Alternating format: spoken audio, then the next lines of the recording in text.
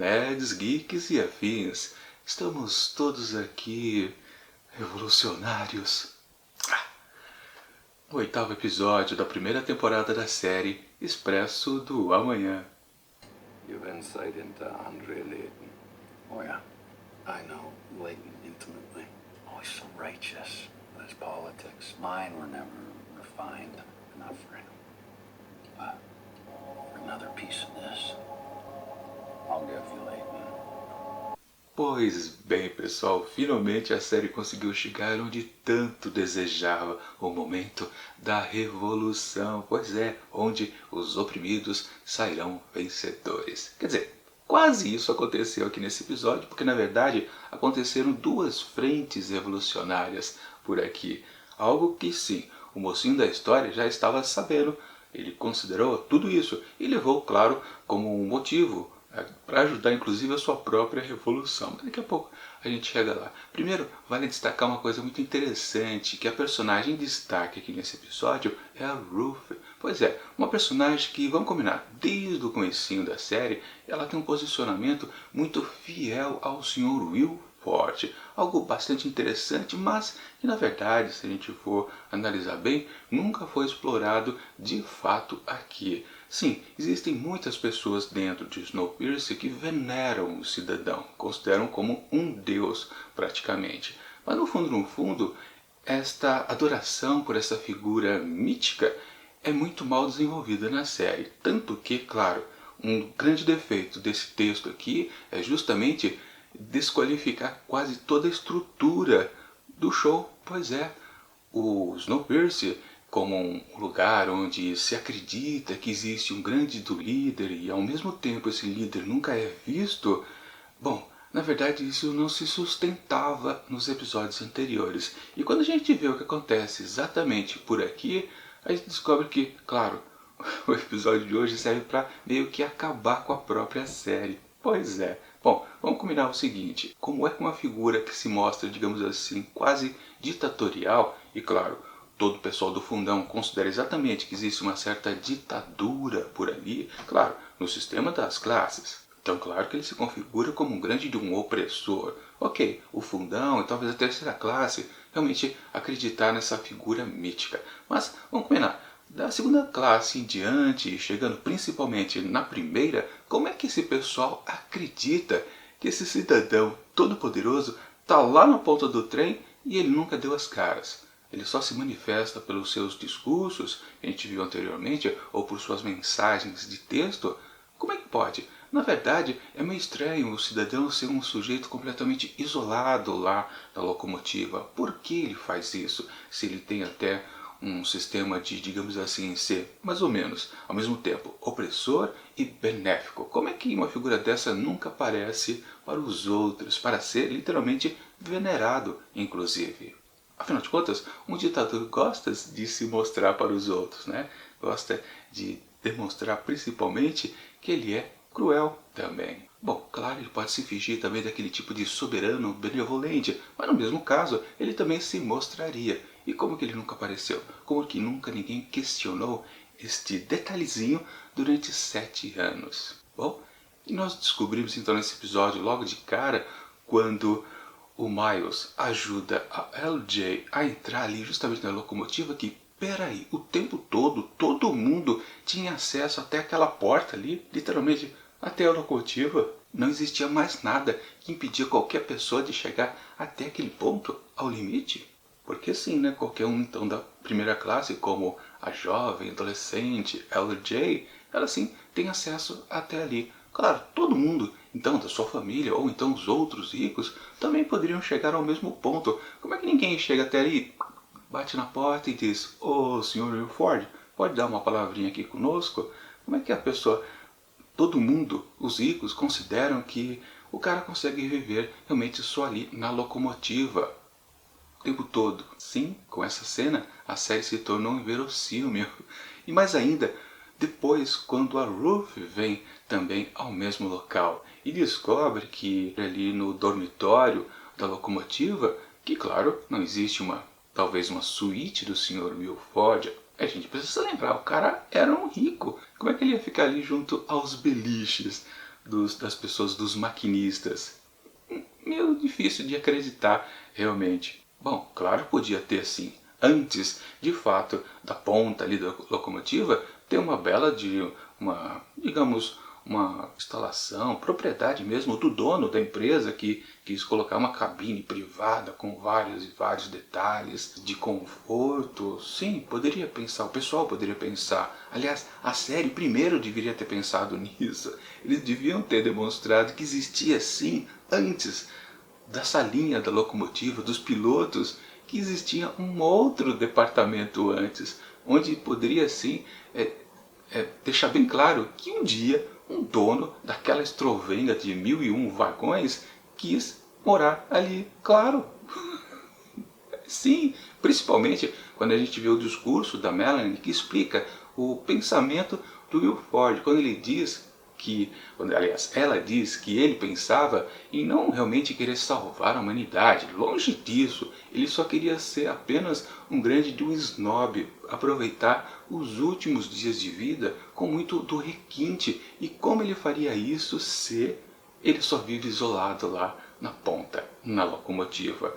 Tudo bem, ele podia não estar ali, mas então, antes da locomotiva, existiria um dos vagões, sempre lembrando, os ricos, eles possuem um vagão só para a família, não é dividido com mais ninguém, ou seja, deveria existir um vagão antes da locomotiva que seria do Sr. Will Ford, e esse vagão simplesmente não foi colocado aqui para nós, não foi exibido pela série, ou seja, os roteiristas, produtores, nunca pensaram nesse pequeno detalhe super fundamental. Tudo bem, até hoje, passados esses tantos episódios, nunca ter sido mostrado, ok, mas se aparecesse, seria válido, não seria um absurdo, não seria um coelho tirado da cartola, seria viável, mas não, foi bem nítido que não existe nada até aquela porta. Se LJ consegue chegar até ali, ó filho, a série está totalmente desmantelada nesse episódio. Bom, e dito isso, aliás, não, ainda ficando um pouco na LJ, eu achei um belo do absurdo também, porque eu já considerava, sempre lembrando que eu já assisti toda a primeira temporada no ano passado, né? Eu nunca fui com a cara desta personagem aborrecente, eu achava um clichêzão enorme que estragava e deixava mais ainda bocó todos os personagens ricos aqui desta narrativa. Simplesmente, claro, o texto não quer realmente dar nenhum tempero a esses personagens. Eles só querem valorizar os fracos e oprimidos. Danem-se os opressores, né? Transformam-se todos eles nos inúteis. Mas fazer o quê? E a LJ era a pior personagem com certeza, a menina maluquinha que não foi muito difícil descobrir que ela era a grande da psicopata assassina do trem, né? Não foi uma grande de uma revelação, principalmente quando a gente tinha a figura daquele troglodita segurança ao seu lado. Claro, é bem evidente que era fácil deduzir uma coisa com a outra. E eu achei que a série pisou feio, com certeza, quando decidiu mantê-la. E ficou evidente que ela seria importante em algum ponto do encerramento aqui desta primeira temporada. E foi justamente para isso, para ela ser ela a pessoa que vai conferir a mentira que existe durante 7 anos por aqui. Um absurdo total e, claro, com exagero do comecinho ali da cena, onde literalmente, depois que ela entra ali na locomotiva, parece que ela vai esganar ou até matar o Javier, sim, um dos maquinistas ali presentes, que não estava percebendo nada porque está ouvindo música. Aquela cena é completamente gratuita, porque claro, né, o show gosta de flertar com esses momentos de tensão, criar um climinha, né? E na verdade aquilo também é ridículo. O que ela faz ali de quase querer matar o cidadão é realmente dispensável por completo. Bom, depois ela rouba lá a foto da Melanie como uma criança, né? A gente fica assim tendo certeza que realmente a Melanie tem uma grande perda. E depois o próprio Miles pergunta, eu não me recordo para falar a verdade se em algum dos episódios anteriores ela disse claramente, não, acho que só o Ben sabia, ou então a amiga Juju, né? Mas como é que depois o Miles já está sabendo desse pequeno detalhe? Enfim, né? Aliás, também daqui a pouco a gente vai voltar a falar mais um pouco de Melanie com relação com Ruth. Mas uma coisa a ser dita também, né? Claro, a grande certeza que a primeira classe passa a ter que Melanie é toda poderosa se dá assim numa cena que a gente também não viu, né? Pois é, porque LJ chegou então com aquela foto para provar que ela esteve lá dentro, que a Melanie teria até uma filha. Bom, digamos que isso muita gente podia sim realmente conhecer. Afinal de contas, uma pessoa que era conhecida por todos, ali da primeira classe, como também da segunda. Acho que só a terceira que acabava não sabendo direito quem ela era. Tanto que, né, no momento onde, lá no comecinho da série, o Leighton descobriu que era ela, era a voz do trem. Ou seja, muita gente mesmo da terceira classe ali, acho que não sabia da existência dela durante muitos anos. Mas, aliás, vamos até puxar uma pergunta aqui também bastante interessante, que a série acho que não vai responder, né? Acho, já sabendo que eu já assisti tudo, né? Enfim, o detalhe importante. Melanie diz para Ruth que ela criou o trem, foi ela a projetista. Agora, por que ela virou a chefe da secretaria? Não teve explicação disso. Bom, pode ter sido, claro, uma ordem expressa, por texto mesmo, do Sr. Wilford, e a Ruth topou. Será que ela que era a antiga chefe da secretaria? Como é que a Melanie se enfiou nessa função? Como é que ela finge? E eu já comentei isso em episódios anteriores, né? Como é que ela transita em ser uma chefe da secretaria e participar de coisas da engenharia do trem, fazendo concertos, como a gente viu naquela questão lá do problema nos freios, ou então lá da coisa do vagão das vaquinhas. Enfim, nunca foi explicado pela série e ela nunca vai explicar com certeza. Mas enfim, o que vale é que sim, a primeira classe quis tomar o poder ali e, claro, com a informação que o Sr. Ford não existe, está morto, ficou mais fácil ainda. E Melanie foi presa então e será julgada com requintes de crueldades até por Ruth, que quer se vingar pessoalmente dela por ter sido a mais enganada, talvez. Uma questão pessoal, que é aí que eu digo que a série não valoriza muitos personagens. A Ruth, esse quase ódio que ela sentiu por Melanie aqui nesse episódio, nunca foi explorado, nunca foi desenvolvido. Claro, a gente entende perfeitamente, inclusive, daquele bom detalhe, onde ela diz que ela foi condecorada pelo Sr. Wilford, mas foi, na verdade, uma grande mentira de Melanie. Tudo bem, nessa pequena frase, com esse pequeno discurso, a gente compreende que ela, sim, está completamente ofendida de ter sido enganada. Ok, mas a personagem poderia ter sido desenvolvida durante muito tempo antes, em episódios anteriores. De todo modo, o posicionamento aqui da Ruth é bastante interessante. Mas a gente precisa lembrar também de um detalhe importante. Como é que a Ruth também não sabia? Ela diz, né? Puxa, eu sempre fui sua amiga, mas na verdade nunca soube de nada. Coisa que a Jill, aliás, a gente viu ela dentro lá da cabine da Melanie. E falando em cabine, exatamente um detalhe importante. A Ruth nunca se perguntou onde que a Melanie dorme? Pois é, ela dorme com os maquinistas. Literalmente. E a Ruth dorme aonde? Ela é uma da segunda classe? Da terceira classe com certeza ela não é. Ela mora na segunda classe, em algum lugar bastante talvez populoso. Ela não mora numa suíte grande. Bom, se bem que até a médica mora, né? Ela mora num lugarzinho bem bacana. Que a Ruth também não, mesmo sendo uma solteirona. Enfim, a Ruth nunca se perguntou onde é que a Melanie dorme? É um absurdo total. Esse episódio realmente acaba com a série de diversas maneiras. Mas, enfim, voltando ao comecinho do vídeo, né? Finalmente a série conseguiu fazer o que tanto queria, a tal da revolução. E o pessoal vai em frente, um monte de gente morre, não precisa nem detalhar. Aquela questão de sempre. Quer dizer, tem uma coisinha importante a ser dita, né? Aquela estrovenga lá daqueles lançadores de barras de ferro que matou um monte de segurança, foi criado por quem, né? Foi construído por quem? Para aquele outro personagem que estava aparecendo nos últimos episódios? Bom, sim, acho que, na verdade, né, já existiram outras revoluções, acho que duas, né? E claro, com certeza o pessoal que está um pouco mais na frente sempre escondeu armas, mas aquela bela estrovenga gigantesca realmente foi também uma coisa bem forçada, mas é o jeito que a série arranjou de deixar bem impactante a cena da revolta. Agora, uma outra coisa ridícula que apareceu também nesse episódio foi a personagem Teal. Pois é, a Bess Teal, né? Que primeiro protegeu a sua amada, Gilge, né? Falou, não vá para a terceira classe hoje que vai ficar ruim tudo. Ela não se declarou ali do outro lado, mas tudo bem. Mas o que vale aqui é o detalhe que não foi nada sutil do texto aqui da série, que é colocar exatamente a sua vestimenta como uma bela representante da Revolução Francesa. Repararam nas cores que ela possui no seu traje? Branco, azul e vermelho. Sim, e foi citada também as barricadas, justamente naquela estrovenga lá daquela arma feita, utilizada pelos fundistas e pelos da terceira classe. Sim, ficam emulando a Revolução Francesa ali também, para aquela coisa, né, dos oprimidos, blá, blá, blá. Coisa cansativa que essa série oferece pra gente. Sim, eu preciso declarar pra vocês, eu assisto essa série aqui apenas de raiva. Eu sei que é uma bela de uma coisa bem fraquinha, mas fazer o quê? Eu assisti toda ela no ano passado, continuo assistindo aqui na segunda temporada e só curto realmente porque às vezes também eu gosto de ver coisas que são mal feitas, para falar a verdade. Mas eu entendo que tem bastante gente que curte essa série e acha ela de boa qualidade. Não é, mas quem quiser considerar, não tem problema. E bom, eu acho que eu já disse quase tudo. Ah, não, tem um detalhe importante também, que é a questão lá das gavetas. Sim, o Layton conseguiu trazer todo o pessoal do fundo. Aliás, antes de falar das gavetas, né? Naquele meio caminho ali ele voltou para o fundo, né?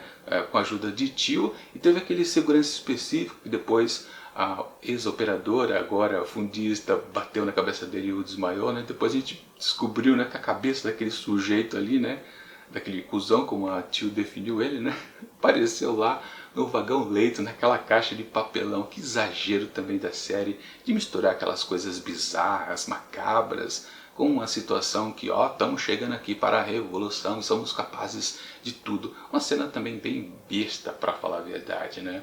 E fui falar disso, agora que eu estou esquecendo o que eu ia dizer, não lembro mesmo. Enfim, deve estar aparecido aqui, congelada a imagem. Bom, vamos então para o encerramento aqui desse episódio, que teve aquele momento onde o Layton teve um certo revés também. No fundo, ele não conseguiu avançar muito, ele só chegou até o vagão Layton. E, claro, voltando então à questão da gaveta, onde tínhamos a segunda frente de batalha mais avançada, onde foi lá o último australiano, né, pegar o pessoal que estava engavetado. E detalhe interessante ali que foi colocado, né, misterioso, bizarrice também por completa, que é a questão que quando acordaram lá o fortão, o cara começou a falar em mandarim. E o outro até disse, não, ele sempre foi mudo pra gente, como é que ele acorda agora e começa a falar mandarim? Ele não tem, claro, a feição de um oriental, quer dizer, uma maluquice também que a série colocou ali, meio que não sei pra quê. Ou seja, existe outro mistério relacionado às gavetas? Por enquanto, a série tinha colocado que as gavetas eram um futuro de esperança para algumas pobres pessoas que iam sobreviver quando o trem parasse de andar, né? Mas, e aí? Existe outra questão? Não sei. E adianto para vocês que, ó, a primeira temporada no início e a segunda também, ó, tá querendo explicar nada disso. Ah, lembrei o que eu queria dizer. E lembrei muito tempo depois. Dia seguinte, inclusive a iluminação vai estar toda diferente, mas pelo menos achei a camiseta certa para continuar a gravação e ficar tão distante. Mas o que eu queria dizer era a respeito também das gavetas com aquele outro personagem que devia estar lá, né? Sendo acordado, mas não estava, que é o Pike. Pois é, lembram quando o último australiano e também a Audrey falou, vamos acordar logo todo mundo? E o cientista maluco até falou, não, depois a gente acorda o resto. Mas, não, vou acordar o Pike. Abriu a gaveta, cadê ele? Não está aqui. Onde ele foi parar? Voou? Não. Literalmente, ele já tinha sido retirado ali dos vagões das gavetas pela primeira classe. Inclusive, já estavam subornando ele com comida para ele trair o Layton, facilitar de alguma maneira algum revide. Pois é, mas quando que ele foi tirado ali das gavetas? Quando que ele foi acordado? Se durante o tempo todo da Revolução, as frentes de batalha agiram ao mesmo tempo. Sim, todo o pessoal mais grosso, os 400, né, que estavam saindo do fundão e avançando, eles foram por cima. Alguns foram por baixo, onde tiveram aquele ataque, aquele conflito entre seguranças e fundistas, lá no evento da trincheira, com aquela máquina lá que atirava as vigas de metais. E tudo isso ao mesmo tempo tinha o segundo batalhão, digamos assim, que era formado pelo último australiano e pela Audrey. Eles foram até lá as gavetas. Mas quando então o Pike foi retirado, se tudo aconteceu ao mesmo tempo? O pessoal da primeira classe não tinha como ideia de saber que, peraí, a gente precisa ter um revés, um trunfo, na verdade, contra o Layton. E vamos usar então justamente o Pike. Por que o Pike? Quem foi que teve a ideia? Não, tem que ser o Pike, não pode ser os outros. Por quê? Não tem motivo. Primeiro, ser especificamente ele. E o segundo motivo da maluquice é que quando que ele foi retirado das gavetas ninguém sabia. Que ele era útil para alguma coisa, e quando ele passou a ser útil, quando que ele foi retirado, se Audrey e o último australiano já estavam por lá. Tudo maluco em relação ao Pike nesse episódio. outro ponto que torna esse episódio completamente ridículo. Enfim, Layton sofreu um revés, não avançou muito, e Melanie está naquela saia justa de estar condenada a ser executada no dia seguinte. Ah, que beleza! Sim, no fundo, o episódio, no seu encerramento, apresenta pra gente um gancho interessante. 2 ganchos interessantes, para falar a verdade. Ou 3, se a gente levar em consideração que também a primeira classe tomou o poder do trem, aparentemente, pelo menos. Na verdade, está vago, né? Cadeira de comandante ali do Snowpiercer. Bom, esse roteiro entregou o que a série sempre quis. Para alguns espectadores, com certeza foi uma boa aventura. Para quem não está curtindo esse lance dos oprimidos sofrerem nas mãos dos opressores, realmente isso aqui foi só uma coisa redundante. Mas eu adianto uma coisa para vocês. A série sempre quis mostrar isso, mas agora que mostrou, e aí? O que acontece com esse show? Como que ele vai progredir?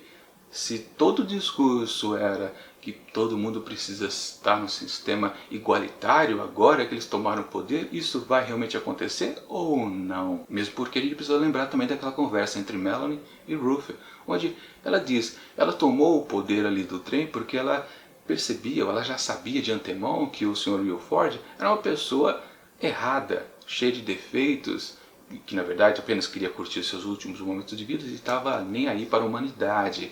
Mas por que ela não mudou o sistema que ele construiu então ali naquele trem? Se ela foi a projetista, ela cuidou de outros sistemas vitais? Bom, em outros episódios a gente percebia que ela tinha assim noção que nada podia estar faltando no ecossistema. Ou seja, ela planejou mais do que a máquina em si, ela planejou todo o ecossistema. E quando ele deixou de estar presente, já que ela diz, né, largou ele lá na estação, partiu o trem e deixou ele para morrer para trás. Por que ela não mudou o sistema? Por que ela não eliminou esse sistema de classe? Ela acha necessário? Em outros capítulos, ela meio que disse que era um pouquinho, né, naquela conversa com a Josie no capítulo anterior. Pois é, mas ela poderia ter mudado. Talvez depois de uma primeira revolução, 2 eu acho que ocorreram, né? Ela podia ter mudado. Por que ela não mudou? Sim, ela também disse lá no episódio passado que na verdade é o conjunto de pessoas que força ela a tomar certas atitudes, coisas que talvez ela não gostaria de fazer. O próprio sistema impõe isso a ela, já que estava, portanto, no comando de tudo. Mas é um discurso que combina com o que a série quer vender, para falar a verdade. A personagem sendo inteligente e não sendo uma psicopata de fato como é a outra, que é a adolescente LJ, ela poderia ter mudado, mas é que ela não muda. A série vai explicar? Não sei. Então vou adiantar o que acontece aqui no final da primeira temporada. Mas o que vale é isso. Esse episódio faz com que a série fique completamente descambada, totalmente torta. Portanto, para esse 8º episódio aqui da primeira temporada, eu atribuo apenas 3 asteriscos, que fazendo a correção vira 2 asteriscos. Pois é, o pior episódio aqui da primeira temporada com certeza. Embora em termos de ação ele seja eficiente, a gente precisa deixar bem claro que ele tem vários e vários absurdos, exageros também. E principalmente o texto mata um grande de um contexto que a série precisava, que era ter aquela figura poderosa lá na frente. Mas por que nunca ninguém descobriu se era algo para lá de evidente que o sujeito não estava dentro do trem durante os últimos 7 anos? Tudo que foi mostrado aqui diz isso. Os personagens não perceberam? Pô, exagero. E será que melhora nos próximos 2 últimos episódios? Vamos descobrir. É isso.